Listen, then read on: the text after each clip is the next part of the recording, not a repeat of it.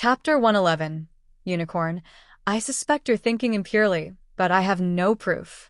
In front of Xiaoji's house, Cassandra was using a brush to groom Nagani's body.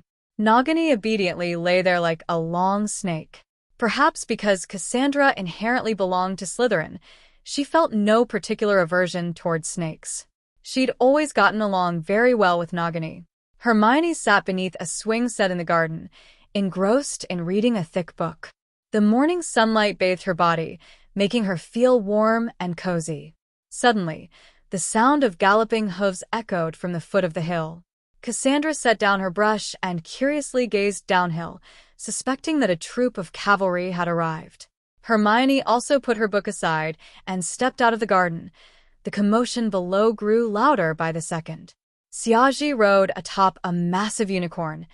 Trailing behind him were over 30 unicorns of various ages, forming a truly magnificent sight. Xiaoji dismounted. It was his first time riding a horse, and he felt extremely unaccustomed to it. His body ached from all the jolting. Generally speaking, we only allow pure-hearted witches to ride us, not wizards, Blackhorn spoke, gazing at Xiaoji with dignified eyes. Of course, you're a child of nature, so you're an exception. Why do you avoid wizards? To be precise, we avoid humans with complex, filthy minds. Being near them makes us deeply uncomfortable. We can smell the putrid stench of their souls. Blackhorn glanced toward Cassandra and Hermione, who were now descending the hill. Their minds are pure, their souls clean, so we rarely resist such girls approaching us. Hearing the keyword soul, Xiaoji couldn't help but ask, if you can smell human souls, then do you know where exactly they're located within a human body? I mean, I know souls have weight, so they must reside somewhere in the body. Why do you assume souls are confined to some specific part of the body? Blackhorn gazed at Xiaoji with a somewhat sorrowful yet dignified expression. Your soul has always been a part of you. It's everywhere. So, you mean the human body is like a balloon, and the soul is the air inside it? Xiaoji suddenly understood. At last he grasped why he couldn't locate his soul within his own mind. What's a balloon? Blackhorn asked, utterly confused. Oh, it's just a human invention. What purpose does it serve? Well, generally, it's used as a toy. That's why I never understand humans. Despite possessing extraordinary creativity, you always create things that serve little to no purpose. Xiaoji wanted to argue. Balloons were quite useful after all, but realized talking to a unicorn about this was utterly pointless. All right, you're right. Xiaoji gave up the debate. Cassandra and Hermione had now reached them. Their eyes shone with awe as they gazed at these magnificent creatures. Xiaoji, where on earth did you find so many unicorns? Hermione couldn't help but ask. They came from the Forbidden Forest, seeking refuge here. Xiaoji replied briefly. I'll explain the full details later. Blackhorn, you may live here. The space is limited, but I'll cast further protective spells in the nearby woods to keep anyone with ill intent at bay. Xiaoji took out his wand and walked deeper into the forest. I'll accompany you. Blackhorn followed. I also wish to know the extent of our safe territory.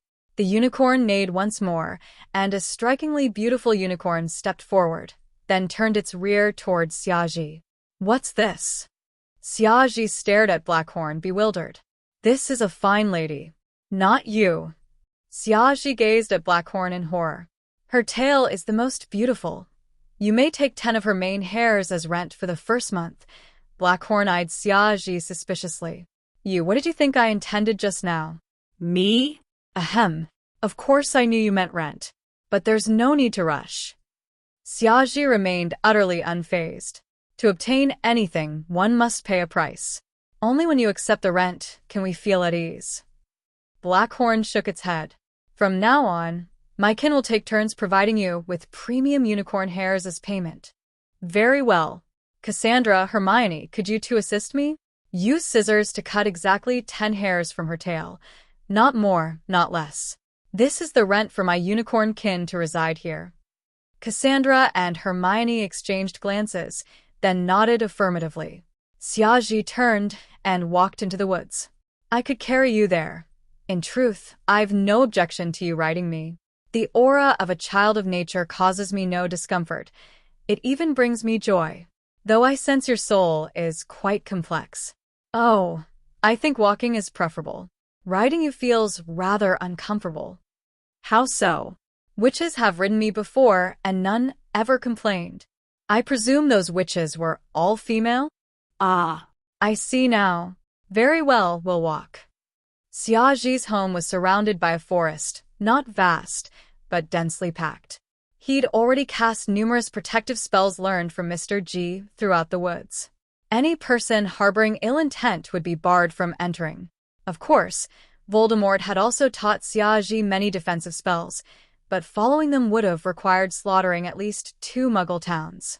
That was something Xiaoji simply couldn't bring himself to do now. My land here isn't large, so, Xiaoji shrugged.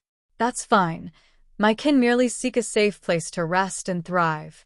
Seeing your protective magic, I knew I'd found the right person. Blackhorn neighed softly, trailing behind Xiaoji. Do you require food prepared for you? Xiaoji asked. Of course, this too is an exchange. I'm not giving you charity. By now, Xiaoji fully grasped how to communicate with these stubborn unicorns. Not necessary. We'll provide for ourselves. Very well. Within the bounds I've enchanted, feel free to settle wherever you wish. Xiaoji now wished to return and delve deeper into soul magic. From afar, he saw Cassandra and Hermione joyfully riding 2 unicorns, playfully frolicking. It was a breathtakingly beautiful scene. Yet Xiaoji had no heart for such admiration now. He sensed today would mark a major breakthrough in his studies of souls. Only then might he even hope to dispel Nagani's blood curse entirely. Chapter 112. What should we do? Waiting online, it's urgent. Xiaoji sat in his chair, holding a bag of Bertie Bott's every flavor beans, tossing one bean after another into his mouth. His gaze appeared somewhat vacant. He couldn't even tell whether the brown bean he was eating tasted of pepper or, well, something far less pleasant. After all, the soul is like the air inside a balloon, and the human body is that balloon itself. Therefore, a person's soul ought to take on the same shape as their body. Xiaoji had already confirmed this himself. After returning from Blackhorn, he finally managed to observe his own soul. It bore the exact same shape as his body, complete with all its scars. This led him to 2 questions. Is it the physical body's shape that determines the shape of the soul? Or does the soul's shape dictate the body's form? This dilemma troubled Xiaoji just as much as the age-old question of whether the egg or the chicken came first. If the body's shape determines the soul's, that makes sense too. After all, injuries sustained by the body after death are reflected on the soul. Take nearly headless Nick, for instance. At the start of the school year, he actually plucked off half of his own head right at the Gryffindor table. His head and torso remained connected only by a sliver of skin, meaning his soul would forever remain in that state, even after he became a ghost. Naturally, his application to join the Headless Hunters Club was rejected outright. His head hadn't been severed completely enough. Yet this doesn't prove that body shape alone influences the soul. In truth, changes in the soul can also alter physical form. Take Voldemort, for example. When he returned to Hogwarts a second time, seeking the post of defense against the dark arts professor from Professor Dumbledore, he no longer resembled his former handsome self. Having created multiple Horcruxes, his soul had been torn apart repeatedly, and he'd undergone several horrifying instances of transfiguration. His face had become blurred, almost as if scorched, making his features nearly unrecognizable. Of course, Xiaoji wasn't entirely sure whether this disfigurement stemmed purely from his soul being fragmented. Perhaps those terrifying transfiguration spells played a role too. Suddenly, a spark of insight flashed through Xiaoji's mind. He seemed to have grasped something important. He stood up and transformed into a tiny kitten. The Animagus ability was essentially an advanced form of human transfiguration. He examined his soul within his body, then reverted back to human form. Ah, that's why Animagi can revert to their original form flawlessly. It's because their soul remains human-shaped. Lightning seemed to strike through Xiaoji's mind. His ability to shift from animal to human form stemmed precisely from his soul retaining its human shape, allowing him to revert at will. Peter Pettigrew had lived as a rat for over a decade, yet still managed to turn back into a human, because his soul remained human-shaped. Nagini, however, couldn't revert to human form. Her soul had fully transformed into that of a snake.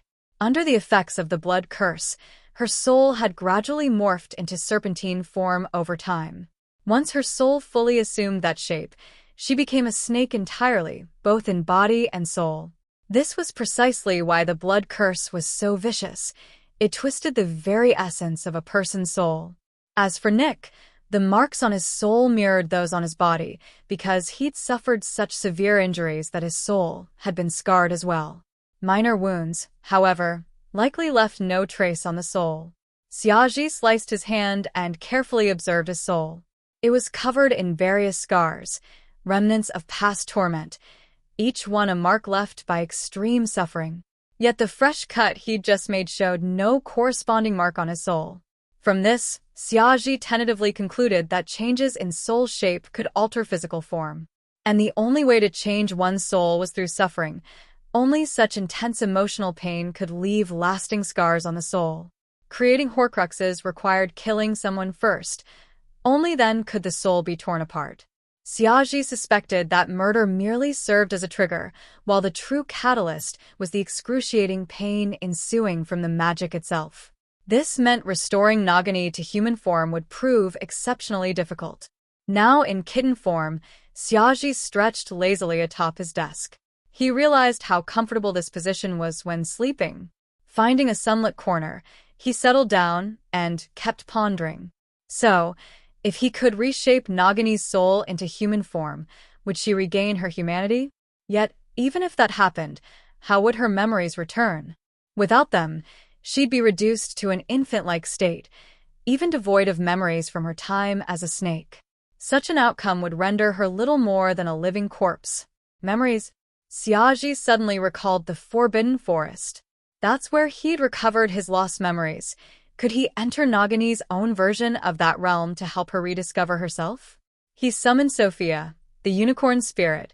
Perhaps she could assist him once again, guiding his consciousness into Nagini's mental landscape. Lost in thought, Xiaji suddenly felt his body lifted into someone's arms. Cassandra Vole and Hermione approached, having just helped the unicorns find shelter and wishing to inform Xiaji. Hermione noticed the adorable kitten curled on the desk. With a charm score of 10,010, even in kitten form, Xiaji remained utterly irresistible. What a darling little kitty. I had no idea she kept a pet cat. Hermione adored cats, especially ones with such stellar charm levels. She simply couldn't resist. Cassandra eyed the stiffening kitten suspiciously. Why does this cat seem so familiar to me? Of course, Cassandra truly understood Xiaji well. Panic surged within Xiaji. He wanted to revert to human form, but Hermione was holding him, while Cassandra watched closely. If he changed now, she'd see him in Hermione's arms. Better wait until no one's around, he thought, pawing at his face. Somehow, he sensed Cassandra was on the verge of recognizing him. Her emerald eyes narrowed slightly. Suddenly, she raised her wand and commanded, "Reverto." Xiaji hadn't reacted in time, his kitten face still covered, and before he could respond, it was too late. His feline form swiftly shifted back to human. Eep. Xiaji stood there, mortified, facing Cassandra and a stunned Hermione still holding him aloft. What now? Online help needed. Urgently. Chapter 113. Too much. These two female hooligans. Ahem. Xiaji slowly broke free from Hermione's embrace. Actually, I can explain this. When did you master Animagus transformation? And you kept it a secret from me? Cassandra Vole's gaze turned rather menacing. Oh, I see now. You probably figured that by turning into a cute little cat, you get lots of girls to cuddle you, right? Come on, confess. How many girls have you tricked into hugging you like that? Xiaji swallowed hard and gradually inched toward the door. Suddenly I remembered. I've got a suitcase with plenty of space inside. It's big enough for unicorns to run around in. Don't even think about escaping. After what felt like an eternity, when Xiaji finally stepped outside his house, he looked disheveled and utterly exhausted. Those two girls are absolute hooligans. They went way too far. They forced me to transform into a cat, then proceeded to cuddle me nonstop. I even suspect they've made me hairless from all the petting.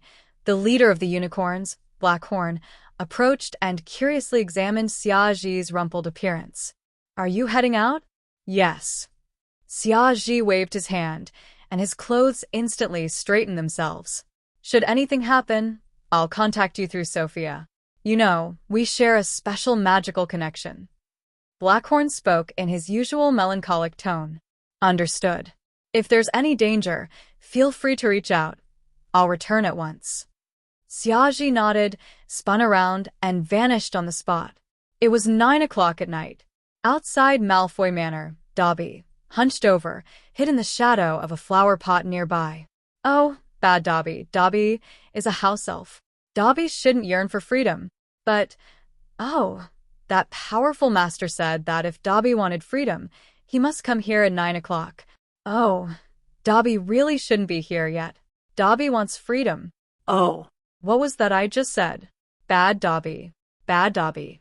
Dobby knelt down and thumped his head against the floor. He wanted to punish himself. Crack! A sound like a whip striking the floor echoed.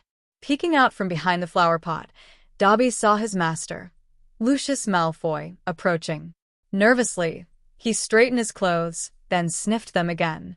Only after confirming there were no suspicious traces did he walk toward the entrance. Had it not been for the need to check his attire, he would have simply operated straight home. As a house elf, Dobby was obligated to greet his master the moment he returned. Tonight, Lucius had to attend a party, one of a somewhat delicate nature. He didn't want Narcissa to know about it, so he needed to ensure no suspicious scents clung to him. He'd consumed quite a bit of alcohol, leaving his head dazed and his body feeling unusually warm. Stumbling through the gates, he seemed to notice a coat rack nearby. Drunk as he was, he paid it no mind. After all, it was rather hot outside. Lucius intended to remove his outerwear. First, he took off his gloves and tossed them onto the rack. Just as he was about to shrug off his coat, a cool breeze swept past, instantly sobering him up. Huh? Why is there a coat rack right at the entrance? Lucius Malfoy blinked, then noticed Dobby standing there, eyes gleaming with delight as he clutched a white glove. A chill ran down Lucius's spine.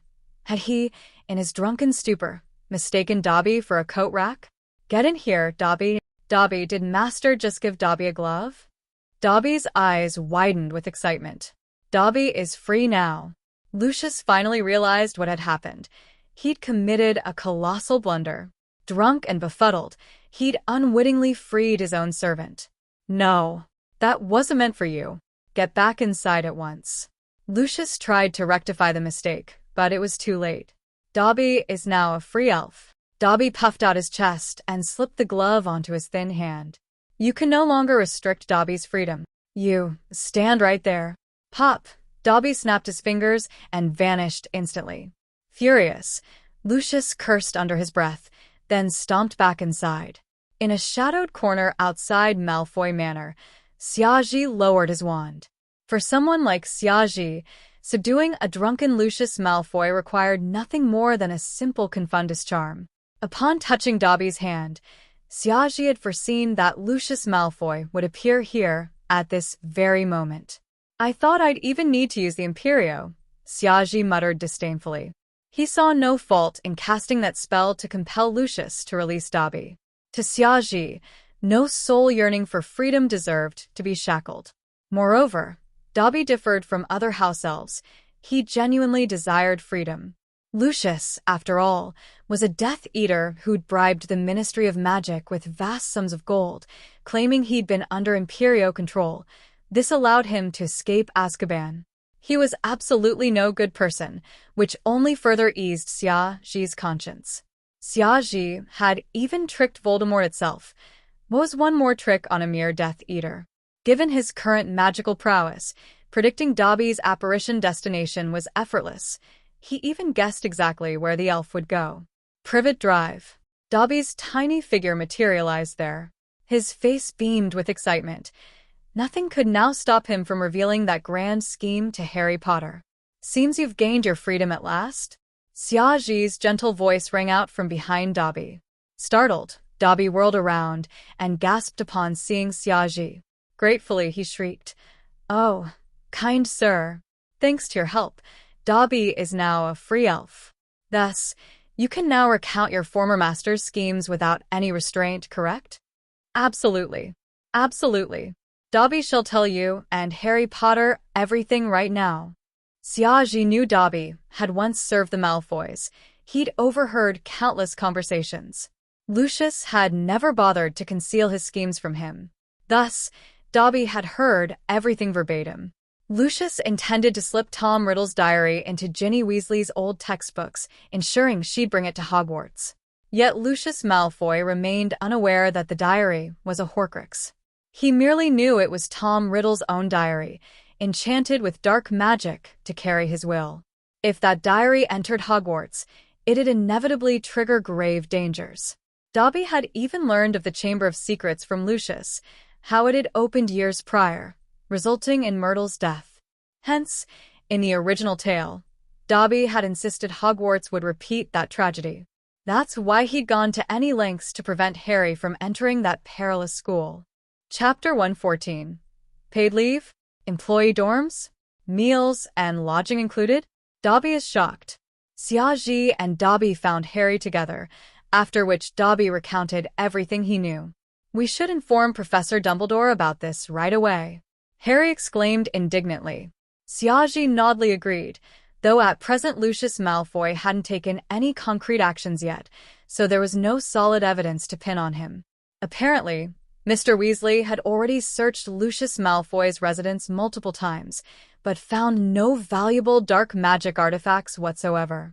"Dobby, do you know where Lucius Malfoy hid that diary?" Dobby doesn't know. Dobby has never seen that diary. Master Malfoy merely mentioned it once. Of course, during those private conversations, he never bothered to check whether Dobby was listening or not. Xiaoji nodded in response. Since Mr. Weasley couldn't locate it, and Dobby had no idea where it was, there was no way to act immediately. "For now, we'll just have to wait and see," Xiaoji said with a smile. "Wait for what?" Harry was confused. What was there to wait for? Xiaoji chuckled. "We're waiting to see whether Lucius Malfoy ends up making a foolish mistake." Dobby had now left the Malfoy estate. If Lucius was intelligent enough, he'd realize that Dobby very likely overheard all his secret plans. Had Xiaoji been in Lucius's shoes, he certainly wouldn't have followed his original plan. Even if he did, he'd definitely eliminate Dobby afterward. Of course, if Xiaoji himself were plotting something underhanded, he'd never let anyone else know, not even those closest to him. "Of course, once I return, I'll send a letter to Professor Dumbledore informing him of this. For now, we simply need to stay vigilant." "All right, I guess that's all we can do now." Harry reluctantly nodded. "We must be careful. Lucius Malfoy might try to tamper with Ginny's books. I truly can't believe such a person exists. Just to get back at Mr. Weasley, he plans to slip such a dangerous, dark magic artifact into Ginny's textbooks so she can bring it into school." Dobby had already shared everything he'd overheard with both Harry and Xiaoji. Thus, Harry understood that Lucius Malfoy intended to make Ginny Weasley bring that diary into school as revenge for Mr. Weasley searching his estate. If successful, Ginny would undoubtedly suffer grave consequences. If I'm not mistaken, next semester's Defense Against the Dark Arts textbook will be quite expensive. Harry, you should consider gifting one to Ginny as a token of gratitude for her family's kindness toward you. Xiaoji spoke casually. Harry's eyes lit up. Exactly. That way, I can swap out her book containing the dark magic artifact for a normal copy. But why don't we just inform Mr. Weasley outright? There seems no need for such secrecy. If Mr. Weasley learned of this, as a father who adores his children, he'd undoubtedly rush to Malfoy Manor and smash Lucius's nose. I fully support him in doing so. In fact, I'd probably be even angrier than he is. Xiaoji patiently explained. Yet, at present, Lucius Malfoy hasn't taken any action yet. Dobby's testimony alone wouldn't suffice as evidence. Mr. Weasley might even face trouble because of this. Moreover, if he caused a commotion, retrieving that diary would become far harder. That diary is immensely valuable to us. There was another reason Xiaoji didn't mention. He preferred to keep the diary's existence under wraps. It might prove useful later, and once in his possession, he could destroy it at will. Harry could only nod gloomily. Very well. If Mr. Weasley alerts Lucius, we'll never get our hands on that diary. Never? Xiaoji's lips curled slightly. Not quite. I simply aim to operate within the rules. That's what Professor Dumbledore expects of me. Yet, should the rules prove insufficient, perhaps I could cast an Imperio on him, or even a Crucio? Xiaoji figured Lucius Malfoy would be quite familiar with such spells. Still, if he transformed into that sock elf and suddenly appeared before Lucius Malfoy, wouldn't the latter pee himself in fright? That seemed entirely possible. Xiaoji had detected via soul fragments that Voldemort's fragment had returned to the forests of Albania, utterly unaware of outside events. Perhaps this would be rather entertaining? Xiaoji couldn't help but smile. Seeing his joyful expression, Harry felt a chill run down his spine. The last time he'd seen Xiaoji grin like this, he'd been chased by a stone jeep. Dobby, now that you're a free elf, what are your plans? Xiaoji asked. At this, Dobby froze. Right, Dobby's free now, but where should Dobby go? Perhaps Dobby should find work. Yet, few would hire an expelled elf. They'd much prefer Dobby to serve them for free. Despite himself, Dobby murmured these words, though he still hoped to land a job. Maybe some kind-hearted wizard would pay him fairly. I happen to have a position available. Would you be interested? Xiaoji offered. What kind of work? Dobby instantly grew excited. I recently acquired a new home. You could work there for me. Instantly, Dobby's spirits plummeted. But Dobby finally gained freedom. Dobby doesn't wish to. Dobby assumed Xiaoji wanted him to become his house elf once more, yet he dreaded losing his hard-won freedom. Of course you remain a free elf. I'm hiring you, not enslaving you, Xiaoji declared earnestly. I'd pay you 25 galleons weekly, with Saturdays and Sundays off. Room and board included, plus 1 week of paid annual leave. The work is easy, and staff meals are lavish during holidays.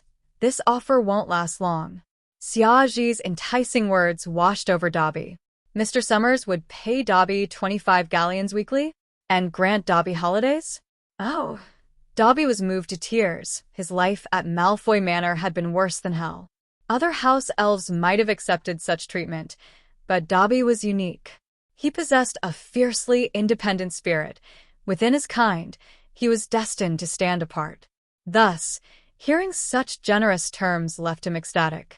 In Dobby's eyes, Xiaoji instantly rose to second place only after Harry Potter.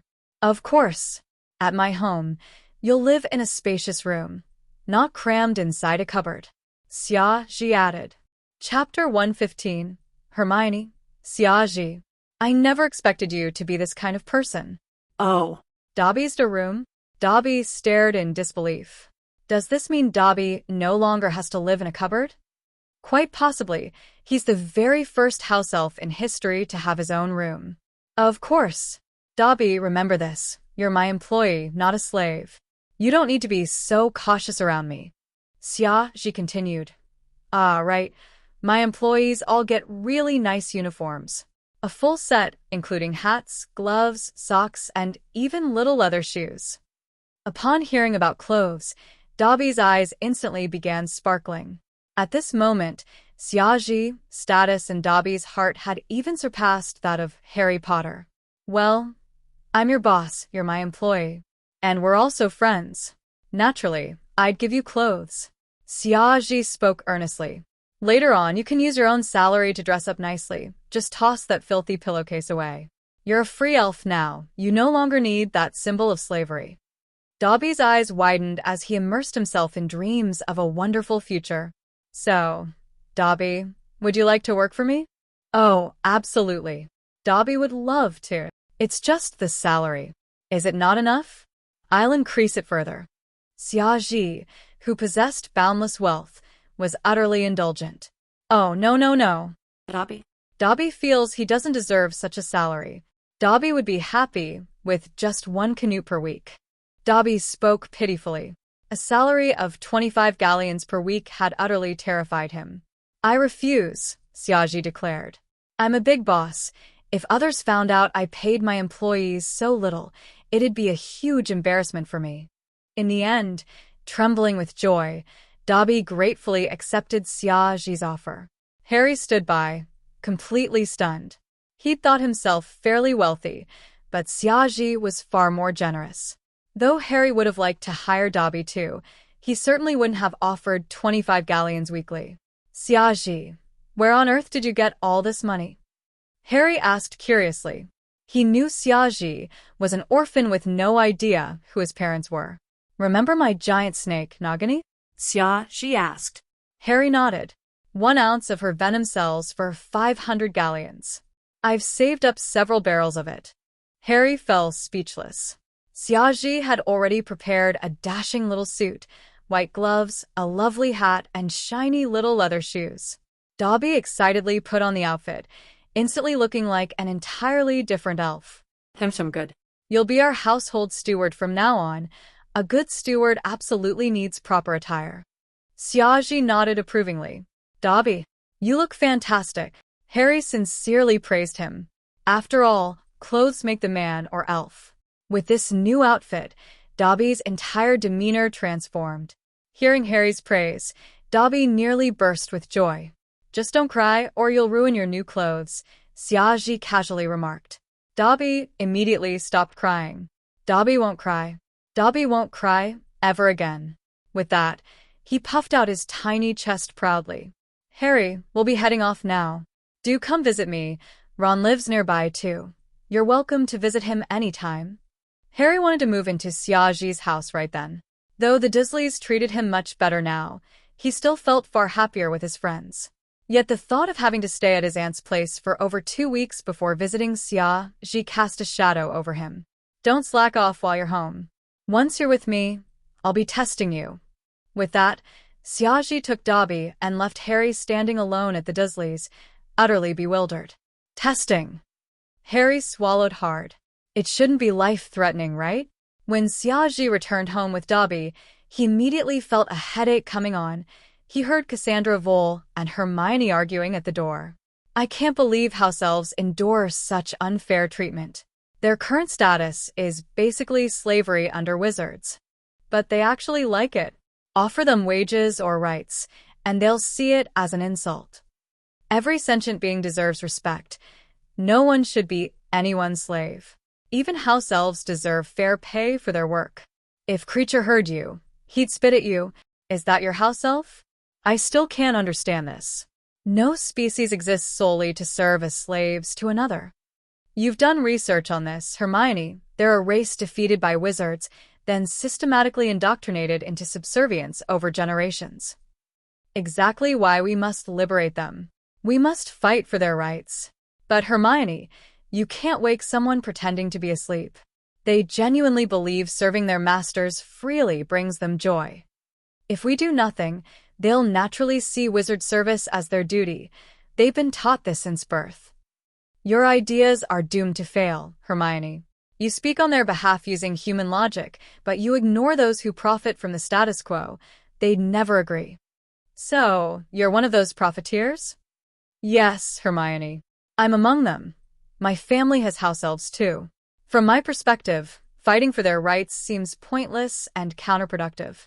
Before pushing your ideas onto us, shouldn't you first test them on the elves themselves? If they themselves reject it, what good does it do even if we agree? Hermione fell silent, clearly unconvinced. Just then, Xiaji entered with Dobby. Xiaji, I need to speak with you. Hermione sought his input. He wasn't a profiteer. He had no house elves. As she spoke, she noticed Dobby behind Xiaji. Cassandra also saw the impeccably dressed elf, Merlin's beard. She'd never seen a house elf look so dapper. Ahem, apologies for interrupting your debate. Allow me to introduce you. This is our new family member, Dobby. Dobby, say hello. These are my dear friends. Dobby shyly stepped out from behind Xiaoji, then chirped. Hello. I'm Dobby. From now on, I'll serve Master Xiaoji. Hermione stared at Xiaoji, utterly awestruck. Her eyes reddened. Xiaoji, I never imagined you'd be this kind of person. Chapter 116. Securing rights without war or bloodshed is impossible. Huh? What kind of person do you think I am? Xiaoji appeared rather bewildered, but after glancing at Dobby, he realized exactly what Hermione had misunderstood. Listen, it's not what you think. Dobby, Xiaoji began explaining. Not what I think. You brought back a house elf, and I heard what it said. From today onward, you've officially enslaved it. Don't you realize just how miserable the plight of house elves is? They toil endlessly yet receive no compensation, no rights whatsoever, not even any privacy. Hermione was visibly agitated. I truly believed you weren't the type to do such things yet. Dobby won't allow you to speak ill of Master Xiaoji like that.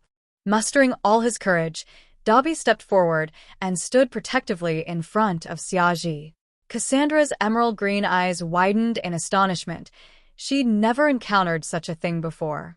A house elf daring to interrupt its master's conversation. Even Hermione stared at Dobby in shock. Yet she understood these creatures' mindset well enough. Due to generations of conditioning, house elves viewed even harsh treatment from their masters as perfectly normal. For Dobby to speak up in defense of his own master, Xiaoji, was actually quite natural. Hermione turned towards Xiaoji, intending to patiently persuade him to abandon any notion of enslaving Dobby. But Dobby continued, Dobby is a free elf. Dobby isn't enslaved by anyone. Tonight, kind and noble Master Xiaoji granted Dobby his freedom. Moreover, he generously employed Dobby. Dobby is now Master Xiaoji's employee. The master even called Dobby his good friend. Dobby receives 25 gold galleons weekly as pay, plus 2 days off per week. Master Xiaoji also prepared a lovely, spacious room just for Dobby. And kind Master Xiaoji even got Dobby some fine new clothes. Therefore, Dobby won't allow anyone to speak ill of his boss, his dear friend. Dobby's emotions ran high. He simply wouldn't tolerate anyone disparaging Xiaoji. Why, you mean you were hired by Xiaoji? Hermione stammered, utterly flabbergasted.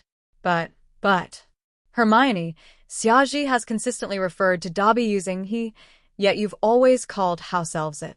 Deep down, do you truly regard these poor creatures as equals to humans? Cassandra let out a soft sigh. Hermione fell silent, utterly speechless. Noticing Hermione's embarrassment, Cassandra tactfully steered the conversation elsewhere. Xiaoji, where on earth did you find this elf? I've never met a house elf with such independent thinking. Frankly, such behavior would likely earn him scorn from other elves. Oh, Dobby is a creature yearning for freedom. Tonight, I devised a way to grant him that freedom. Xiaoji spoke casually. Our household certainly needed someone capable to manage affairs, so I hired him. Cassandra, could you help arrange a room for Dobby? There are plenty downstairs. Let him pick whichever he likes. Cassandra nodded affirmatively and led Dobby off to select his quarters. I'm so sorry, Xiaoji. I truly misjudged you. Hermione's face flushed crimson.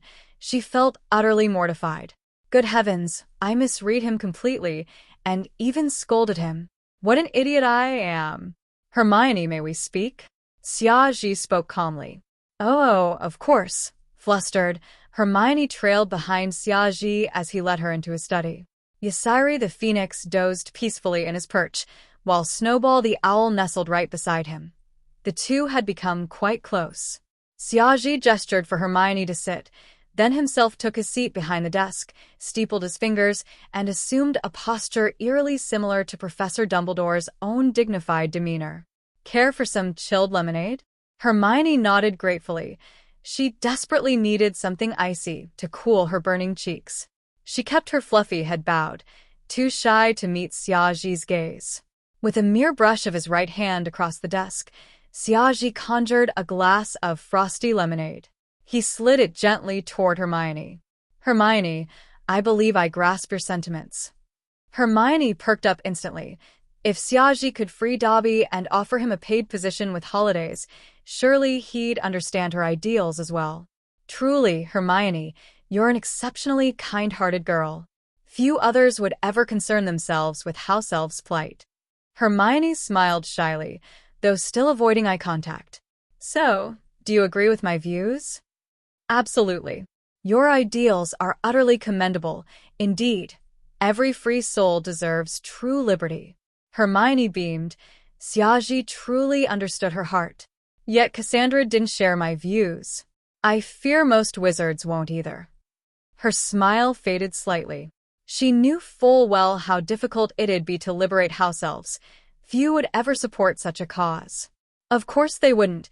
Your perspective transcends theirs entirely. You think on levels far deeper and nobler than anyone else. His gaze locked onto Hermione's dark eyes, gleaming with quiet intensity. Most people view matters strictly through their own races or group's interests. Only a rare few, like you, can rise above such confines to see the bigger picture. Hermione blinked, utterly bewildered by his words. From the standpoint of all sentient beings, enslaving another intelligent species is utterly wrong. Yet most wizards see things purely through their own lens. They don't perceive enslaving house elves as any grave transgression.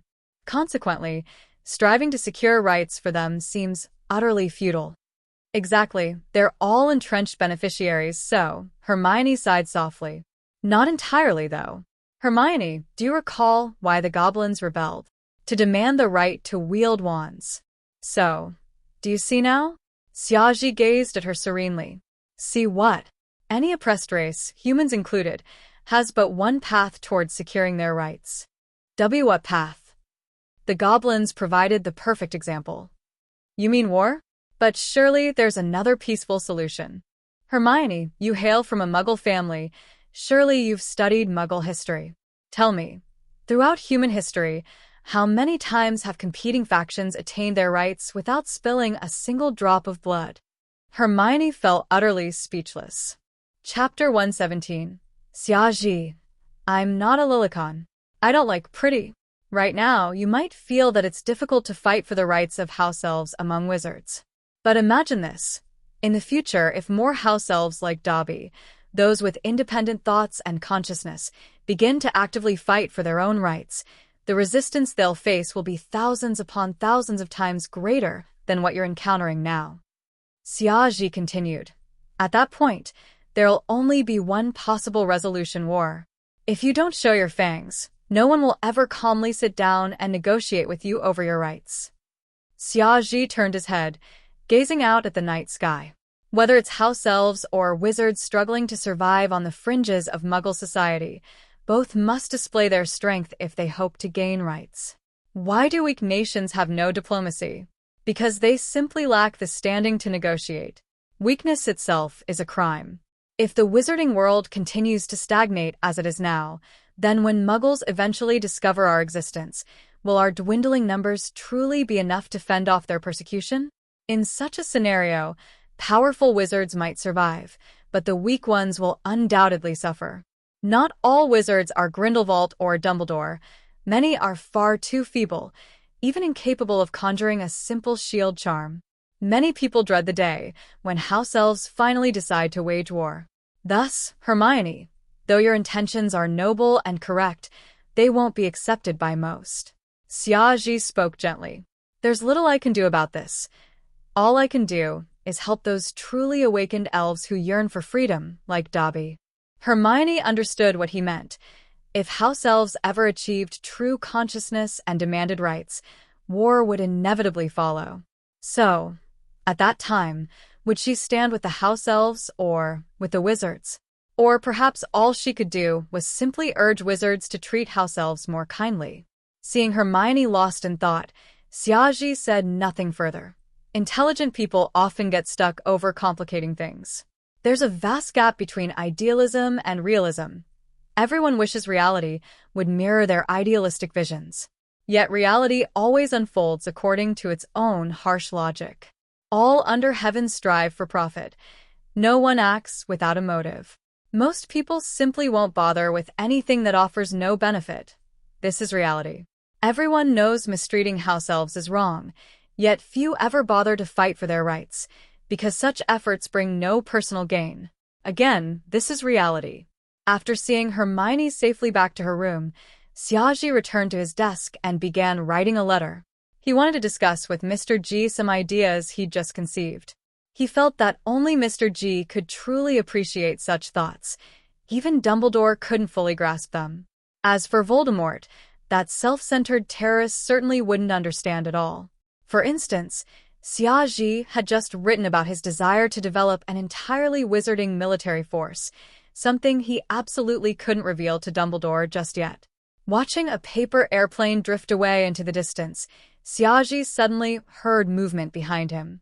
So, Dobby's chosen his own staff quarters? Xiaji turned back with a smile. Cassandra smirked. I heard from Dobby about everything you did tonight. You used the confusing charm on Lucius Malfoy, didn't you? Exactly. Dobby needs freedom, and I need Dobby. It's perfectly logical. Only then could Lucius Malfoy truly be wounded in spirit. Xiaji shrugged. Such an interesting event. You should have brought me along. Cassandra expressed her displeasure. I also overheard what you told Hermione earlier. I thought you'd bluntly tell her she was mistaken. Her reasoning isn't wrong. It's just overly idealistic. In other words, it's this profit-driven world that's flawed, not her. You clearly hold her in high regard. Xiaji. Teach. Careless of me. From then on, Xiaji devoted himself entirely to researching the soul. He wrote to both Dumbledore and Mr. G seeking advice on several matters. He even reached out to Professor McGonagall, asking whether the soul could be transfigured. The reply he received nearly amounted to a screaming shriek letter. Transfiguration involving human bodies is already immensely dangerous. The soul, being even more vital, is far riskier still. McGonagall sternly warned Xiaji never to attempt anything so reckless. Rubbing his temples, Xiaji stepped out of his study. Several key issues remained unresolved. He still dared not break Nagini's blood curse. He had to ensure that upon restoring Nagini's soul into a human form, he'd also recover all her memories hidden within the pensive. Otherwise, she might remain forever unconscious. Xiaji believed a fully restored Nagini would prove invaluable to him. Consider how long she'd lived. The magical energy accumulated over such ages would be staggering. With proper training, she'd become an immensely powerful ally. Of course, this was the sole reason he worked tirelessly to break the curse. Absolutely no ulterior motives involving her appearance or anything of the sort. Xiaji firmly believed he wasn't at all lecherous, nor did he have any fondness for pretty older women. He certainly wasn't a lolicon. Just as such thoughts crossed his mind, he spotted a little girl down the hillside, a girl roughly his age, riding casually atop a unicorn. She held a magazine upside down in her hands. Her hair was pale gold, her skin fair, her features delicate and exquisite. Her eyes held a dreamy, unfocused glow, as if lost in another world. Around her neck hung a peculiar necklace, apparently made from various wine corks strung together. Hello, she politely greeted Xiaji. Her voice was ethereal, almost melodic. Hello, Xiaji replied, astonished at the unicorns. They showed no hostility toward her whatsoever, as if she were an old, trusted friend. I'm Luna Lovegood. I live nearby. Are you the owner of this house? Yes. My name is Xiaji. Only then did it click. Luna Lovegood. Perfect. She was the movie version too. Non-Malikan Xiaji felt no excitement whatsoever. He recalled now that the Lovegoods indeed lived nearby. At the previous feast, they hadn't been invited, as he hadn't yet met them. It's strange. Unicorns usually shun male wizards. Yet they seem perfectly at ease around you. Luna gazed at him curiously. Chapter 118. The Mad Girl's Revelation. Dobby, let's build together. Is this perhaps because I'm their landlord? Xiaji asked hesitantly. I think they like you quite a lot, Luna said, hopping down from the unicorn's back. Her movements were light and lively, just like those of a little fairy. Xiaoji figured he had no real clues anyway, so he decided to chat with this girl, who would later be known as the Crazy Girl, instead. I noticed lots of botherflies buzzing around your head. You must be carrying quite a few worries, Luna said, finding a patch of grass to sit on. She set aside the magazine in her hands. Its cover read, The Quibbler. Botherflies, are those creatures that mess up a person's mind? Luna's eyes lit up. Have you ever read The Quibbler? I haven't, but I guessed it from what you said. You mentioned botherflies in my head, so I must have plenty of worries. Then I highly recommend you give it a read. It's really fascinating. She handed him a copy of The Quibbler. Xiaoji took it and casually flipped it open. What kind of animal is a crumple-horned snorkack? Have you ever seen one? Crumple-horned snorkacks live in Sweden. They've got long, curved horns and crooked noses, and their size resembles that of a manticore. Of course, I've never seen one myself, but my dad says they definitely exist. Xiaoji glanced at the magazine cover. Is your dad Xenophilius Lovegood? Yes, he's the editor of The Quibbler. Oh, my apologies. As Xiaoji continued flipping through the magazine, he absent-mindedly waved his wand. Suddenly, a small pebble on the ground began to transform slowly. Luna's gaze instantly locked onto the pebble. It stretched out gradually, then sprouted 4 legs. Next came long horns and a crooked nose. Moments later, a palm-sized, bizarre creature appeared before Luna, snorting softly. Luna's eyes shone with excitement upon seeing this strange creature. Does a crumple-horned snorkack look something like this? Xiaoji lowered his wand, stroking his chin as he studied the creature he'd conjured. I've no idea. I've never seen one either, but it probably looks just like this. Luna tilted her head, gazing at the creature. You're incredible. Just by hearing its description, you managed to conjure up a crumple-horned snorkack. You've definitely seen one before. Never have I seen one. To be precise, this is the first time I've even heard of such a creature. Just then, Xiaoji noticed Blackhorn, the leader of the unicorns, strolling nearby. Blackhorn, sir, you've lived a long time. Have you ever seen this creature? Blackhorn approached, inspected the strange creature, then spoke in his signature melancholic tone. This is a manticore with a crooked nose and horns? What on earth did it go through? How pitiful. Oh, and please don't call me sir. It doesn't quite suit me. Xiaoji couldn't help but burst into laughter at this. Luna didn't actually understand what Blackhorn said, nor did she grasp why Xiaoji suddenly started laughing hysterically. Still, laughter is contagious, so she too began smiling sweetly. She suddenly realized that this handsome boy named Xiaoji seemed to carry a slightly mad aura himself. You seem to understand what they're saying? Yes, I do. He just asked whether this manticore had its nose and horns twisted by someone. Ha ha ha. Luna laughed again, genuinely amused this time. For some reason, chatting with the crazy girl seemed to make Xiaoji act just as erratically. Could it be he'd always had a slightly mad streak inside him? Still, this carefree laughter helped his overworked mind relax after days of strain. Tell me, if someone woke up one morning to find they'd lost all their past memories, does that mean their former self died at that very moment? And that this new person has nothing to do with who they used to be? Xiaoji lay back on the grass and suddenly asked, I believe it's still the same person. Even if memories are temporarily lost, they never truly vanish. They remain somewhere. One day, you'll retrieve them. And when that happens, you'll realize you're still the same person. Luna lay down beside him, gazing at the blue sky. Sometimes, even without memories, people still make choices identical to what they'd have done before. Memories never truly disappear, so lost memories can still connect with present ones. Indeed, isn't that what's happened to me? Xiaoji murmured softly. All his lingering doubts suddenly found answers, and fully at ease, he drifted off to sleep. When Xiaoji awoke, the sky was already filled with stars. Luna had long since left, but Dobby stood by his side. Seeing Xiaoji awake, Dobby cheerfully said, Miss Vole told me not to wake you, Mr. Xiaoji, to let you rest properly. So I stayed right here with you. Nighttime often brings pesky little bugs. Xiaoji chuckled. Do wizards even fear mosquitoes? Dobby, today's Saturday, your day off. You don't have to work. Dobby? Dobby believes shooing away bugs for a friend isn't part of his duties. Dobby stared earnestly with his big eyes. Exactly. We're friends. Xiaoji glanced skyward. Tonight's a perfect night for a barbecue. Dobby, have you ever had one? If Mr. Xiaoji means grilled meat, Dobby's never eaten it, but he's seen it. Then tonight, we'll have a barbecue as a midnight snack. Consider it our company's very first team-building event.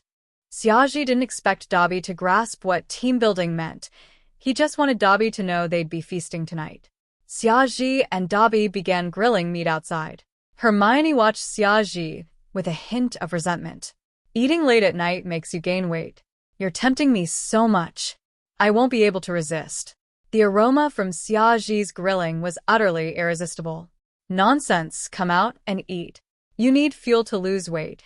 Cassandra, clad in her nightgown, leaned against the doorway, arms crossed and scowling.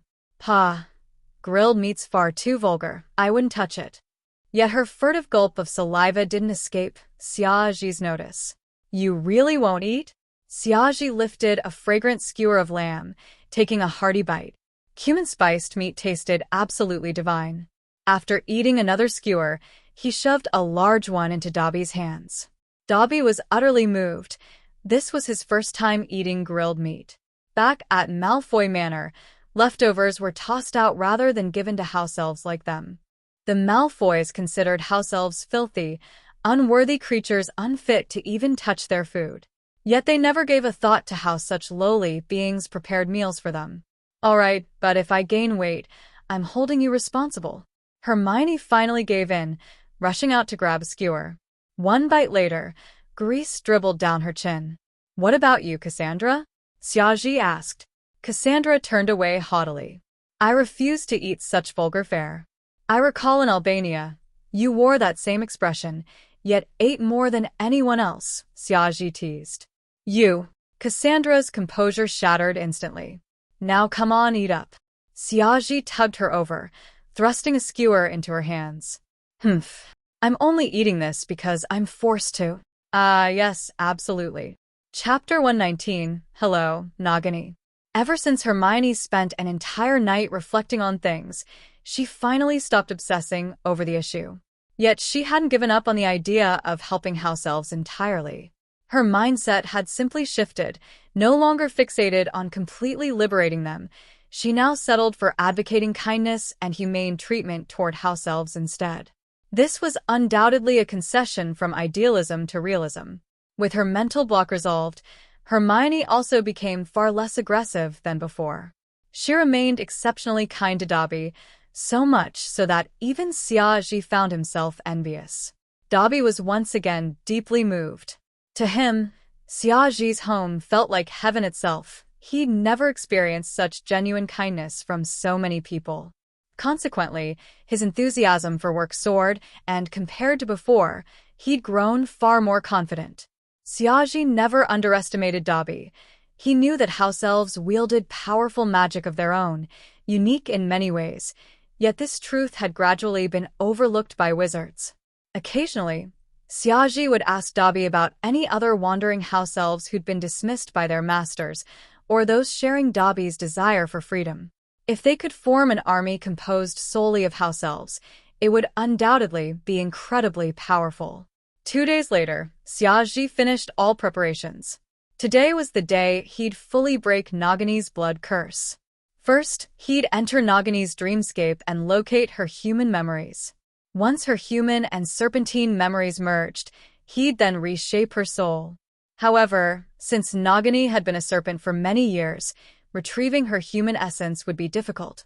Even if found, the duration of her human memories coexisting with her serpentine ones would be brief. Xiaoji had to seize this fleeting window to complete the soul reshaping. The blood curse was exceptionally vicious. Only a master of soul magic and a transfiguration expert could theoretically reverse it, provided they worked in perfect harmony.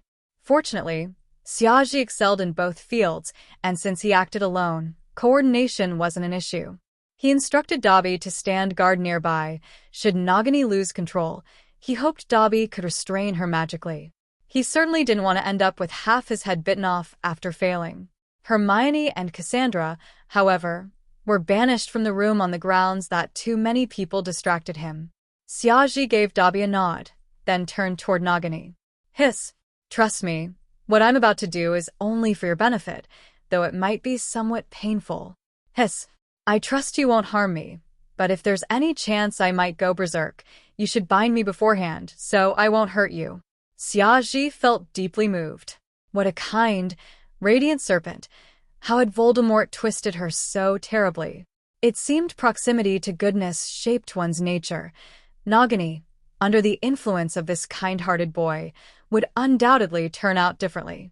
Lost in such self-indulgent thoughts, Xiaji soon returned to his task. He cast the sleep spell, sending Nagini into deep slumber.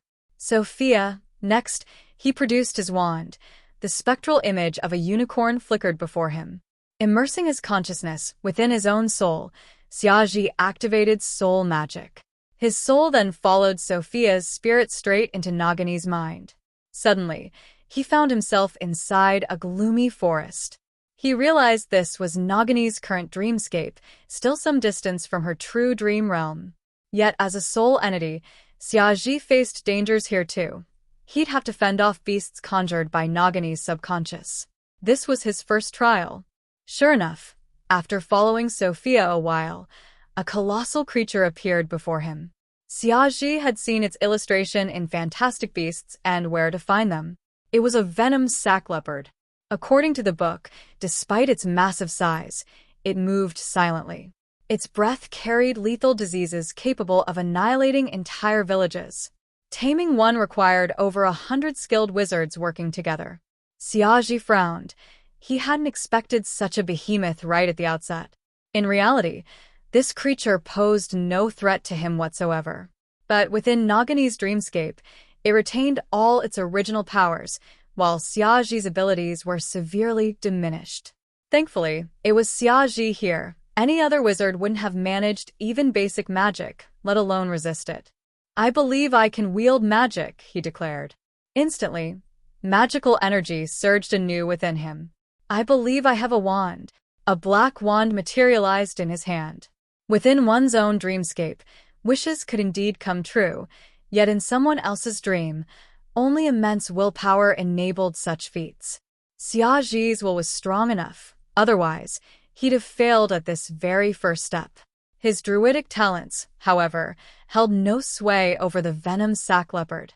The creature's body rippled, and it roared thunderously, shaking the entire dream forest. Then it lunged at him. Avada Kedavra. A flash of green light illuminated the entire dreamscape. By the time Xiaji, following Sophia, finally reached the milky white mist portal, he was drenched in blood, resembling a ghoul itself. He'd fought joyfully, despite knowing all those beasts were illusory. He stepped through the portal. Sophia continued leading him, precisely locating the core of Nagini's dream realm.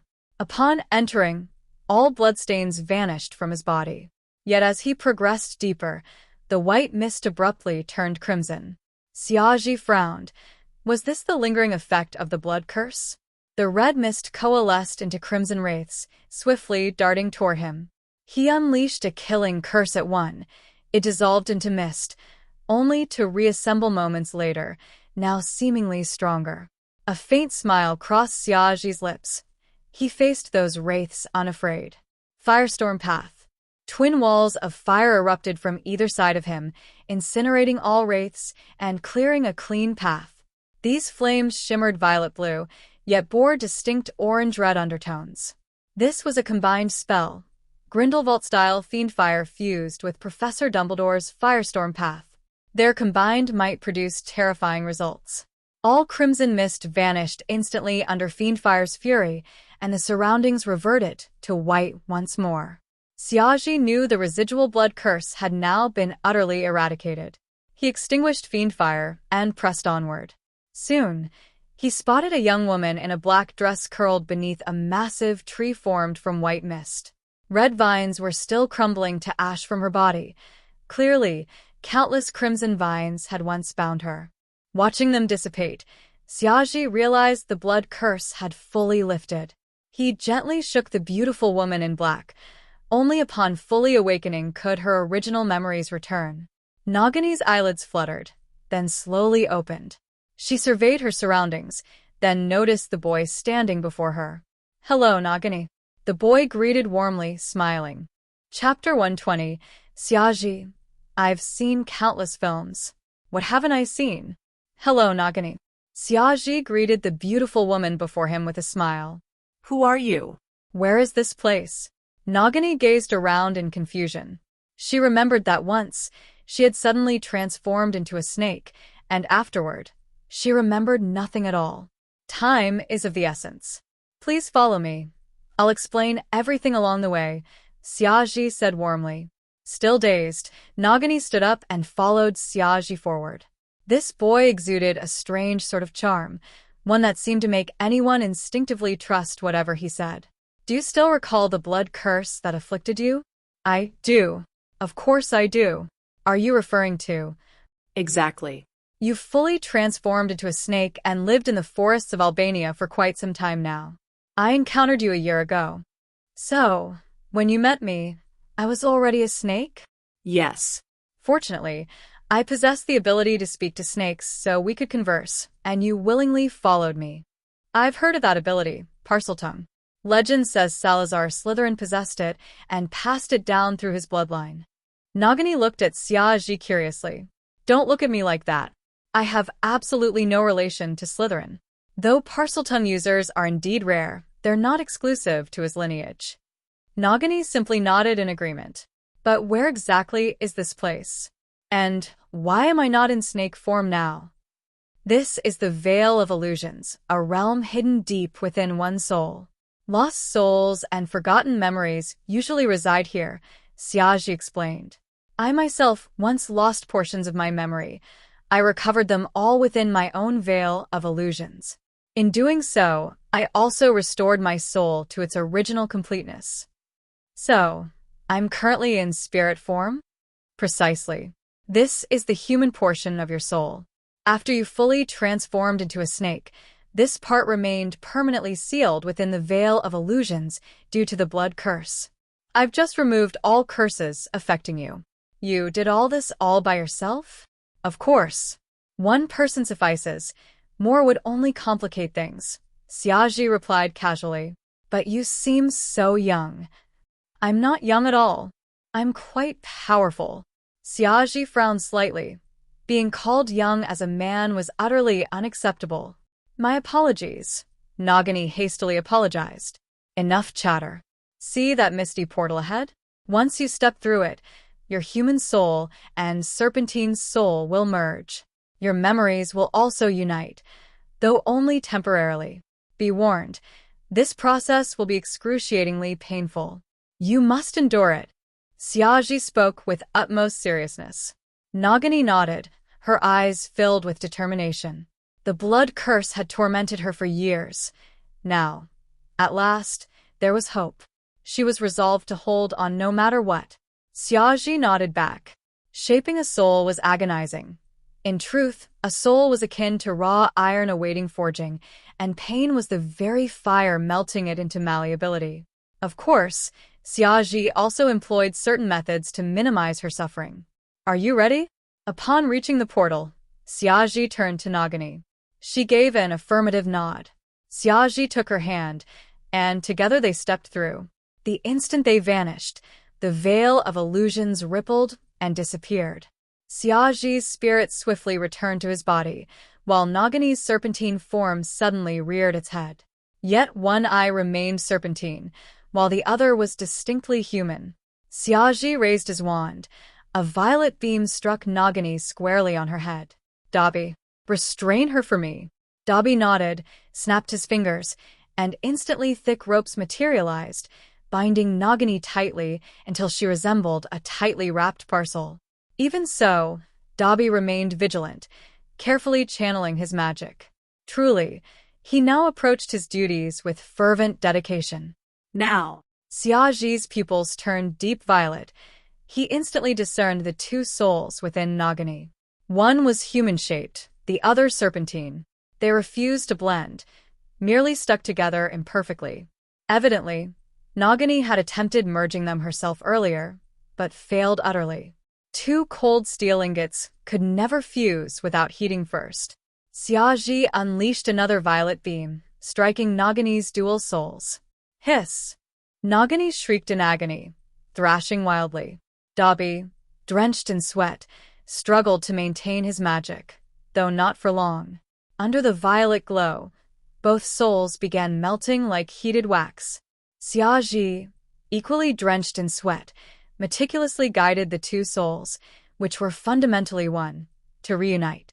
Once merged, he swiftly applied transfiguration, seizing the moment while the soul remained pliable. Cloaked in violet light, Nagini's soul gradually reverted to human form.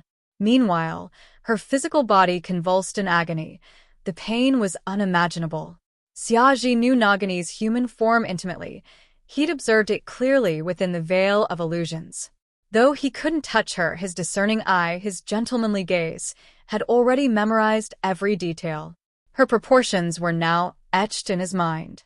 After prolonged effort, Nagini's soul fully reverted to its original shape. Indeed, it seemed even more graceful than before. Finally, the transformation concluded.